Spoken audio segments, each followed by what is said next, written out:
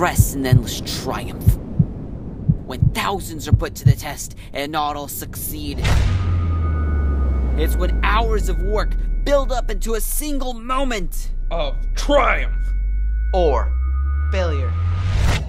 And ladies and gentlemen, when that time does come, we're gonna make sure you're ready to kick some test booty. Ladies and gentlemen, welcome to School 101. Ladies and gentlemen, welcome back to School 101, the show where we, of course, make school a better place for everyone ever. I am, of course, your almost debatedly lovable creature, Dave. The topic of today's episode will be a common enemy for many. It has created devastation on a global level. It has shattered millions, if not billions, of lives. It has left entire families in ruins and created destruction unseen before in this world. And no, we're totally messing with you. I mean, tests really suck, but we're teenagers, so we like being dramatic. Oh, I'm not sure if you noticed. But in all seriousness, around 40% of the population suffers from either moderate or high test anxiety. And those who suffer from high test anxiety perform 12% below their non-stressed out counterparts. It's actually kind of a big deal, and it's one of the more widespread problems in America's student population.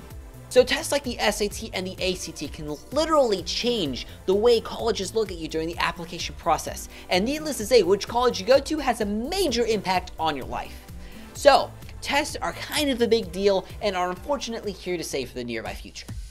Tip 101, come prepared. Nothing is going to make the test easier than actually studying for it. Make sure to avoid that last minute cram. I remember having to slog through calculus, geometry, algebra, only to get my ass handed the next day. Study individual parts like a piece of a pie on the days leading up to the tests, and then do one big overview on the night before. Keeps you calm and collected. Tip 201, ladies and gentlemen, keep calm. Kind of a simple one. Don't think about how important the test is. Don't think about how you're unprepared or you didn't study or whatever.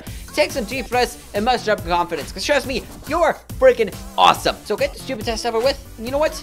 Go celebrate after it's done. Why don't you watch some good old-fashioned Lion films and... What? No, I'm just trying to advertise. No, you can't I'm advertise. just trying to advertise. Finally, tip 301. Get some help, obviously. Personally, I like getting help from friends because they're in the class and they understand it, but teachers work too, although they might just want to re-explain things like they did in class. It's not a shame that you need to get help, but you need to pass the class. So go in during lunch or break or whenever you have any free time. Some tips for the teachers. Unfortunately, our friend James isn't here, so I'm taking his place. Please, give out some review before the big test.